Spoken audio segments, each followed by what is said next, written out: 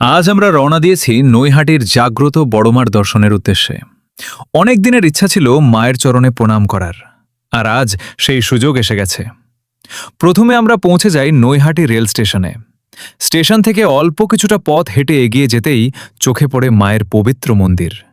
চারপাশের ভক্তিময় পরিবেশ যেন মনকে এক অন্যরকম শান্তিতে ভরিয়ে দেয়। মন্দিরের সামনে থাকা দোকান থেকে আমরা ফুলের ডালি এবং পূজার জন্য প্রয়োজনীয় সামগ্রী সংগ্রহ করি। তারপর শুরু হয় অপেক্ষার পালা। অসংখ্য ভক্তের সঙ্গে আমরাও লাইনে দাঁড়িয়ে অধীর আগ্রহে অপেক্ষা করতে থাকি মায়ের দর্শনের জন্য। অবশেষে সেই প্রতীক্ষার অবসান ঘটে। ধীরে ধীরে এগিয়ে এসে আমরা দর্শন পাই নৈহাটির জাগ্রত বড় মা কালীকে। সেই মুহূর্তের অনুভূতি ভাষায় প্রকাশ করা কঠিন।